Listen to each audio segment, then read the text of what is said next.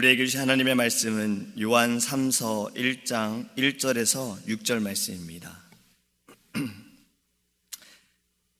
요한 3서 1장 1절에서 6절입니다. 제가 주는 성경책은 신약성경 396페이지입니다. 장로인 나는 사랑하는 가이오 곧 내가 참으로 사랑하는 자에게 편지하노라.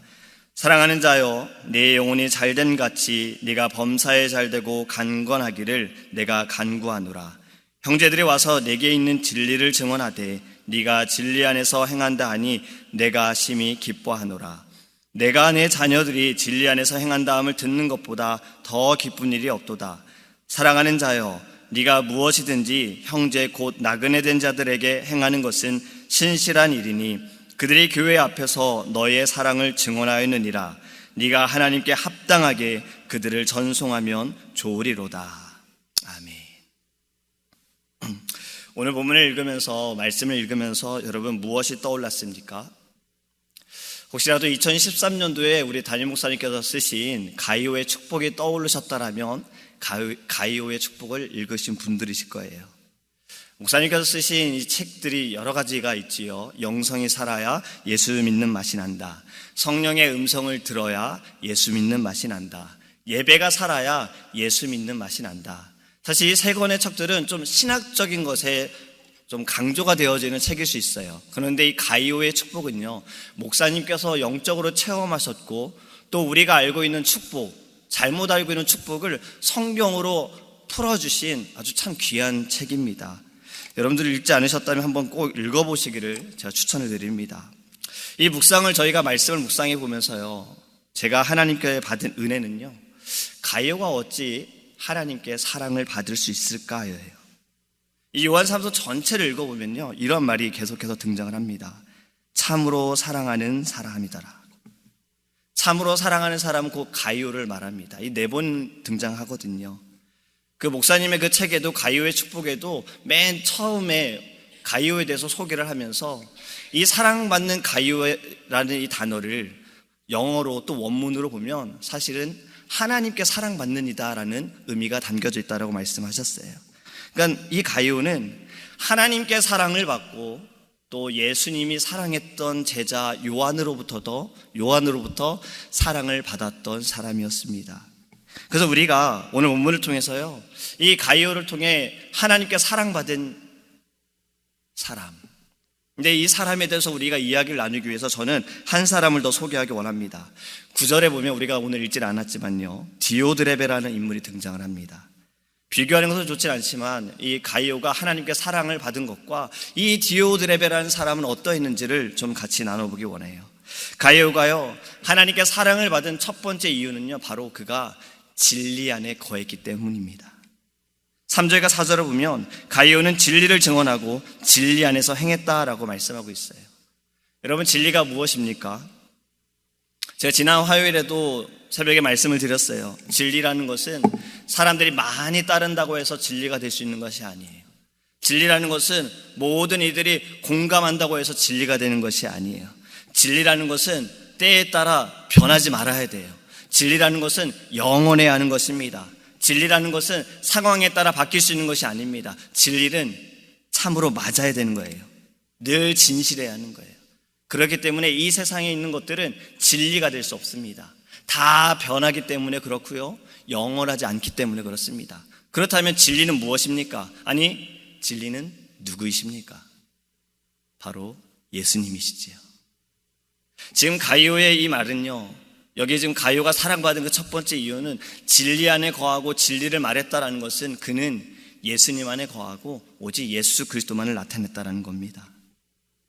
예수 안에 사는 이 모습이 요한에게도 기쁨이었지만 하나님께도 기쁨이 되었다라는 거예요. 근데 반면에 디오드레베는 어떠했는가? 10절을 보면요, 그가 악한 말로 비방하였다라고 합니다. 제가 한번 질문을 드려볼게요, 여러분.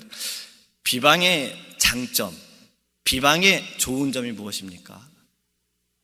비방의 좋은 점. 저도 말씀을 묵상해 보면서 한번 생각을 해봤어요. 비방의 좋은 점이 무엇일까?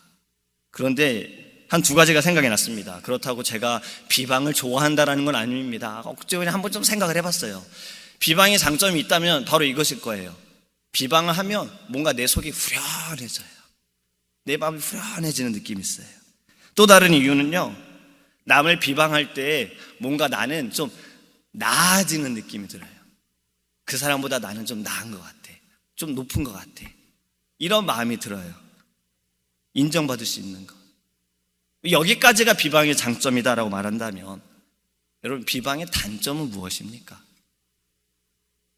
우리가 남을 비방할 때 갖게 되어지는, 따라오는 단점이 무엇입니까? 여러분, 비방을 할 때 그 결과가 좋습니까? 아니면 좋지 않습니까? 당연히 좋지 않지요. 우리 이미 답을 알고 있어요. 당연히 비방은 좋은 결과가 따라오진 않습니다.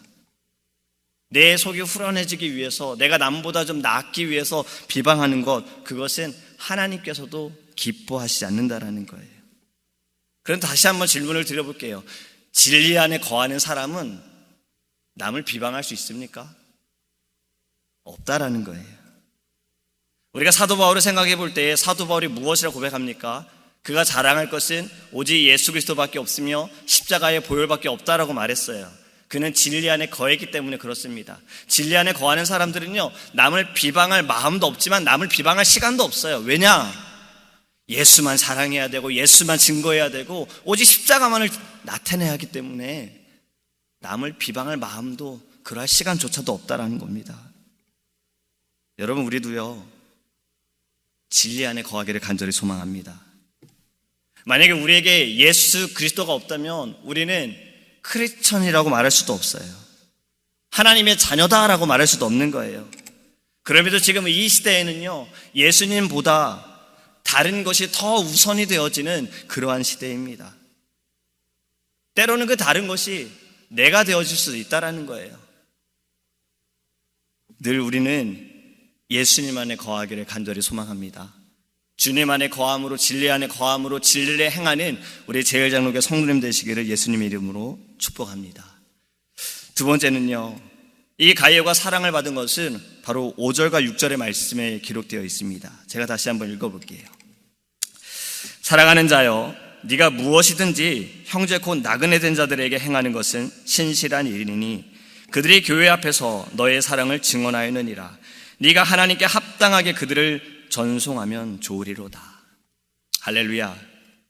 바로 나그네 된 형제들을 사랑했고 그들에게 사랑을 베풀었다라는 거예요. 저는 이 말씀을 묵상하면서 두 가지의 이야기가 좀 생각이 났습니다. 바로 주차장과 관련된 거예요. 첫 번째는요, 제가 한국에 있을 때 아주 감동 깊게 봤던 CF 바로 광고 영상입니다. 내용은 이렇습니다. 어느 노 부부가요, 아파트에 차를 대려고 하는데, 한국은 아시겠죠? 주차할 때마다 굉장히 힘듭니다. 좁기 때문에 굉장히 스트레스를 받아요. 근데 노 부부가 차를 대려고 하는데 아파트를 뱅뱅뱅뱅 돌아도 주차할 곳이 없는 거예요. 그러다 한 곳을 딱 발견하고 거기를 갔는데 이미 다른 차 한 대가 와 있었어요. 어느 젊은 남자 청년이 거기에 차를 대려고 하는 거예요. 사실 그 청년이 거기에 차를 대는 게 맞습니다. 먼저 왔기 때문에. 근데 남자 청년이 앞에 있는 그 노 부부 차를 보고서 자리를 양보합니다. 대세요. 여기에 자리를 대세요. 그래서 이 청년의 배려로 인해서 친절로 노 부부는 차를 댔습니다. 사실 이 노 부부는요, 아주 귀한 날이었어요. 어떤 날이냐면 자신의 딸에게 있는 남자친구가 인사하러 오는 날이었거든요. 그러니까 결혼을 허락받기 위해 오는 날이었어요. 집에 들어가서 이제 그 남자친구를, 딸의 남자친구를 기다리고 있었습니다. 초인종이 울렸어요. 벨이 울렸어요. 그리고 문을 딱 열어줬더니 누굴까요? 아까 친절을 베풀었던 그 남자 청년이었던 거예요. 이 노 부부가, 딸의 부모님이 결혼을 승낙했을까요? 반대했을까요? CF의 내용은 이랬습니다. 그런데 두 번째 상황은 또 다른 겁니다. 이거는 실제 있었던 일입니다. 한국의 대형 교회들이 사람들이 너무나도 많이 모이는데 주차 공간이 부족해서 앞에 이제 교회 앞에 있는 아파트 주차장을 빌리기도 합니다. 예배 중이었어요. 어느 권사님이 텍스트를 받았습니다. 제가 지금 나가야 하는데 차 좀 빼주시기 바랍니다. 권사님께서 답을 했어요. 제가 지금 예배 중이기에 조금만 기다려주세요. 또 다시 문자가 왔습니다. 제가 지금 아주 급한 상황입니다. 당장 차를 빼주시기 바랍니다. 이렇게 그랬더니 권사님이 또 이렇게 문자를 보냅니다. 지금 예배드리는데 당신이 감히 방해하고 있습니까? 기다리십시오. 여러분, 이 두 가지를 잘 생각해 보시면서요, 누가 가이오와 같은 사람이었고 누가 디오드레베 같은 사람이었을까요? 가이오는 나그네를 받아들였고요, 그들을 대접하기 위해 원했고 또 늘 사랑을 베풀었습니다. 받은 사람들이 이렇게 증언을 했습니다. 가이오에 대해서 우리는 그에게 사랑을 받았습니다. 여러분, 이에 대해서도 예수님께서는 비유로 말씀하시면서 산상수훈에서 마태복음 5장에 약한 자를 대적하라라고 말씀하시면서 또 이렇게 말씀하십니다. 오른뺨을 맞으면 왼뺨을 대라. 속옷을 달라 하면 겉옷을 주어라. 오리를 가자 하면 심리를 같이 가주어라. 그리고 또 예수님께서 덧붙여 말씀하십니다. 원수를 사랑하고 박해하는 자를 위해 기도하라. 너희를 사랑하는 사람을 사랑하고 형제를 사랑하는 것은 누구든 할 수 있다. 원수를 사랑하여라. 예수님께서 말씀하시는 것은 바로 용서와 친절과 배려에 대한 것입니다. 그런데 반면에 디오드레베는 어땠습니까? 10절을 말씀을 보면요, 오늘 우리가 읽진 않았지만 10절을 보면 이렇게 기록하고 있습니다. 형제들을 맞아들이지도 아니했다. 그리고 오히려 그 형제들을 맞아들였던 사람들을 쫓아내는 모습을 보여줍니다. 디오드레베가 어떤 사람인지는 구절을 통해 잘 알 수 있는데요, 이렇게 말합니다. 디오드레베를 소개할 때 으뜸되기를 좋아하는 사람이다라고 지금 말씀하고 있어요. 여러분, 으뜸되기를 좋아한다라는 이 말만 들어봤을 때 우리가 공부할 때 으뜸되기 위해서 1등하기 위해서 열심을 내는 것처럼 그런 뉘앙스로 들려지십니까?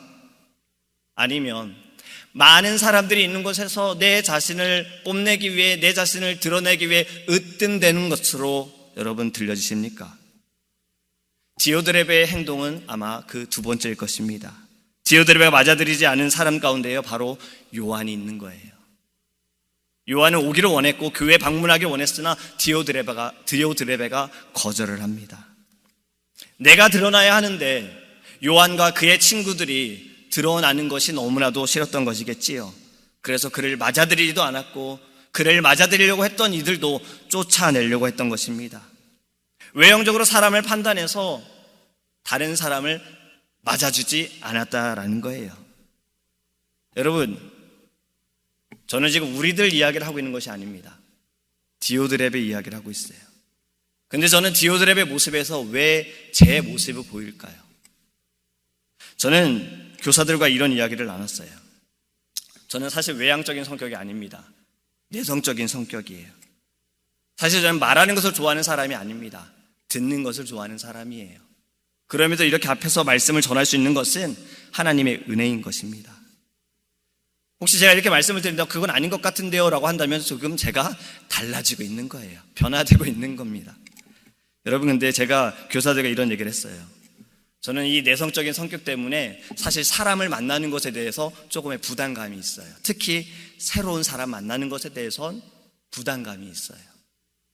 새로운 사람을 만나서 대화하는 것에 대해 어려움이 좀 있는 거예요. 근데 지금은 좀 달라졌어요. 새로운 사람을 만나는 것도 좋고 만나서 대화를 나누는 것도 좋고 삶을 나누는 것도 좋고 그 삶을 통해서 기도의 제목을 알 수 있다는 것도 너무 좋은 거예요. 제가 이 말씀을 묵상하면서 디오드레베의 그 모습에 제 모습이 비춰졌던 것, 아니 너는 한 명도 전도하지 못하면서 오는 사람을 막니? 환영하지 못하니? 왜 친절을 베푸지 못하니? 왜 배려하지 않니라는 그러한 마음이 들었습니다. 여러분, 우리 안에 주님의 사랑이 가득하다면요, 우리는 배려할 줄 알아야 하고 친절을 베풀어야 하고 사랑을 나타내야 합니다. 사랑은요, 말로만 되어지는 것이, 물론 말로도 너무나도 중요하지만 말보다 더 큰 것은 행함이잖아요. 제가 여기서 아무리 이렇게 열심히 말씀을 드려도 만약에 저의 행함이 사랑으로 나타나지 않는다면 은혜가 되지 않잖아요. 그건 저만 그렇습니까? 우리 모든 믿는 자들에게 동일한 것입니다. 우리가 교회 안에서만 사랑하는 건 누구나 할 수 있습니다. 우린 이제는 나아가서 사랑해야 하는 거예요. 내가 하나님의 자녀로서, 내가 주님의 복된 자녀로서 우리는 사랑을 나타내야 하는 거예요.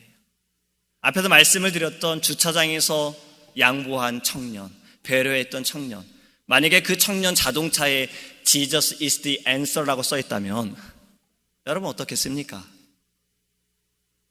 더 큰 영향이 되어졌겠지요. 여러분, 우리는 하나님께 사랑을 받은 자들입니다. 그럼 여기에서 끝나야 합니까? 아니지요. 받은 사랑을 드러내야 되는 거예요. 나타내야 되는 거예요.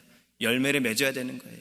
제가 전에 새벽에도 말씀드렸죠. 전에 장모님께서 오셔가지고 저희 아파트에 그 토마토, 작은 토마토를 심어주셨어요. 열심히 물을 줬거든요. 죽어가는 거예요. 아, 나는 식물을 키우는 달란트는 없구나. 쟤를 어떡하지? 굉장히 줄기는 높게 자랐습니다. 2개였거든요. 하나가 꺾였어요. 아, 얘를 어떻게 살리지? 제가 그 옆에 나무를 갖다 바꾸서 끈으로 묶었어요. 아, 하나님, 그래도 살려주세요. 그리고 그냥 물을 계속 주었어요. 여러분 어떻게 됐을까요? 지금은 조그만 토마토가 맺혔어요. 할렐루야. 이것이 우리가 해야 할 것입니다. 우리는 계속해서 뿌려야 하고 물을 줘야 합니다. 나는 하나님께로부터 물을 받았고 성령으로 말미암아 우리는 계속해서 말씀으로 공급받고 있습니다. 그렇다면 다른 이들은 어떻게 합니까? 공급받지 못한 이들은 어떻게 합니까? 아직 주님의 사랑을 알지 못한 이들에게는 우리는 어찌해야 합니까? 여러분, 사랑을 베풀어야 합니다. 여러분들 한번 잘 생각해 보시기 바랍니다. 성경에서 가장 좋아하는 성경 구절이 무엇이에요? 내가 가장 좋아하는 성경 구절. 제가 이렇게 질문해드리면 아마 다 다른 대답을 하실 겁니다. 근데 오늘 우리가 읽은 이 말씀, 2절의 말씀, 사랑하는 자여, 네 영혼이 잘됨 같이 네가 범사에 잘되기를 잘되고 강건하기를 내가 간구하노라. 여러분 이 말씀 좋아하지 않으십니까? 저는 이 말씀 너무나도 좋은 거예요. 내 영혼이 잘됨 같이 내가 강건하기를, 육적으로도 강건하고 영적으로도 강건하기를 내가 바라노라. 우리가 이것을 입술로 선포하며 또 그렇게 기도하기를 원합니다. 하나님께서 우리에게 주시는 이 사랑이 우리 안에 넘쳐나기를 원합니다. 여러분, 말씀을 맺습니다. 말씀이 이루어지기 위해서, 이 말씀이 우리에게 나타나기 위해서 먼저 우리는 진리 안에 거해야 합니다. 예수님 안에 거해야 합니다. 예수님을 선포해야 합니다. 예수님을 나타내야 하는 거예요. 그리고 나를 자랑할 것이 아니라 우리는 오직 예수만, 주님만을 자랑해야 합니다. 십자가만을 자랑해야 하는 거예요. 그리고 그 십자가의 보혈로 말미암아 사랑을 나타내기 원합니다. 친절하게 배려하면서 교회에 방문하는 분이든 교회에 처음 오는 분이든 어떠한 분이든 우리가 좀 배려하는 거예요. 가서 한 번 더 인사하는 거예요. 웃으면서 인사하는 거예요. 내 자리도 양보하는 거예요. 밥을 먹을 때도 줄을 양보하는 거예요. 이 작은 배려가, 작은 섬김이 하나님께서는 큰 열매로 맺게 하여 주실 믿습니다. 하나님께 사랑받은 가룟처럼 하나님께 사랑받는 우리 제일장로교회 성도님들 되시기를 주님의 이름으로 축복합니다. 기도하겠습니다. 고마우신 하나님 감사합니다. 주님, 우리를 사랑하여 주시고 아버지 그 사랑을 통해서 늘 진리 안에 거하게 하심을 감사합니다. 주님, 우리가 이 땅에 살아가면서 이 진리 안에 거하면서 이 진리만을 나타내기를 원합니다. 그것은 오직 예수 그리스도입니다. 내가 자랑할 것이 무엇이 있습니까? 하나님, 남들이 부러워하는 것일지라도 그것은 영원하지 않습니다. 우리가 자랑할 것은 오직 예수밖에 없음을 아버지 깨닫게 하시고 입술로만 고백하지 않게 하시고 우리의 삶에 이것이 작은 배려로 친절로 나타나게 하여 주시옵소서. 교회 방문하는 이들에게도 혹시 내일 주일 예배 가운데 처음 보는 분이 있더라도 우리는 반갑게 웃으면서 그들에게 사랑을 대하게 하여 주시옵시고 그 사랑이 작은 배려가 하나님 큰 열매가 되고 또 큰 일꾼이 될 수 있도록 성령께서 인도하여 주시옵소서. 아버지, 우리가 이 아침에 특별히 기도할 제목이 있습니다. 우리 사랑하는 담임 목사님, 사모님, 하나님 지금 선교 가운데 계십니다.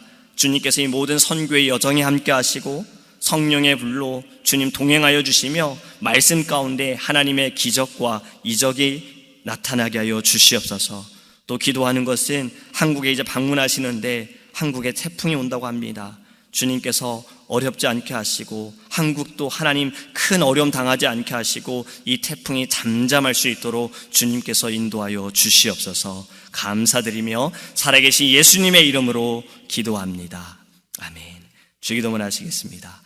하늘에 계신 우리 아버지여, 이름을 거룩히 여김을 받으시오며 나라의 임하옵시며 뜻이 하늘에서 이룬 것 같이 땅에서도 이루어지이다.